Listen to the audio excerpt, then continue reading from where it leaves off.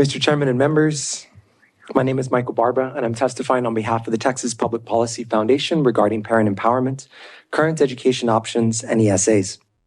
The PowerPoint packet is on the left side of your folder. I'll be referring to slides throughout. We support parent empowerment because we believe, in line with United States law, that parents are the first and primary educators of their children. Parents have a direct and personal responsibility for their children's good. Examples on slide 3 of their educational responsibilities include surrounding their children with good influences, including friends and teachers, supporting their children's teachers and school to improve their learning, forming their children's judgment with regard to what is good and true and beautiful, and removing their children from an environment if it is detrimental or inadequate. The state's role is to support parents, not replace them, in fulfilling these responsibilities.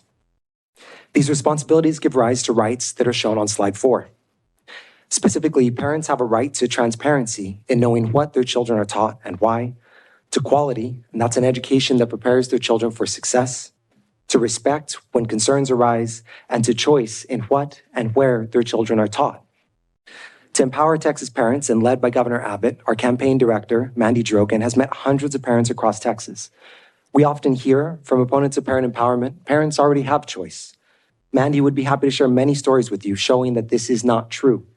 And the fact of the matter is that the data confirms what parents have been saying. Slide 5 shows magnet school applications and acceptances. Representative Hinojosa earlier this year, and I'd love to share this with her directly, shared a story in committee about how she applied to a magnet school for her own child and was denied. The vast majority, that's 75% of students who apply to magnet schools are denied. At that rate, ISD magnet schools have a lower acceptance rate than every university in Texas, except Rice.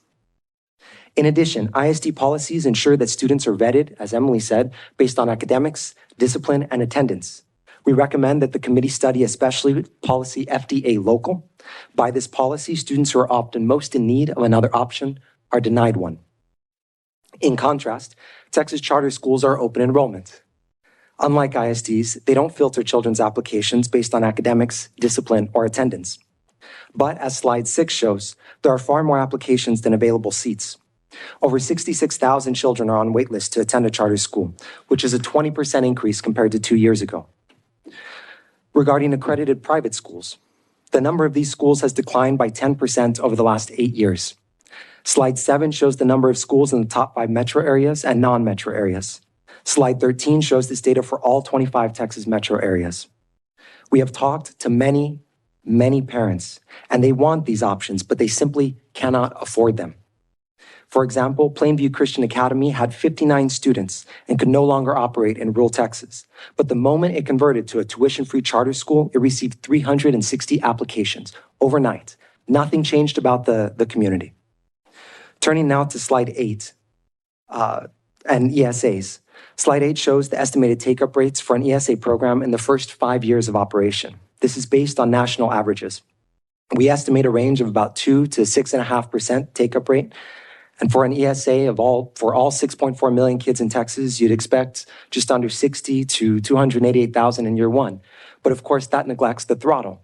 The state has appropriated $500 million for the program, which would allow about 50,000 seats at an ESA value of $10,000. Such a program would substantially benefit students, as slide 9 summarizes. Benefits found by studies of choice programs in 31 other states include higher reading and math proficiency, especially for low-income students, accelerated learning, decreased absences, suspensions, and convictions, increased graduation and college attainment rates. In particular, I want to underscore Florida's reading rates. Low-income elementary students ranked 33rd and 27th in math on NAEP. Today, they rank number 1 in both. Finally, choice looks different in different communities.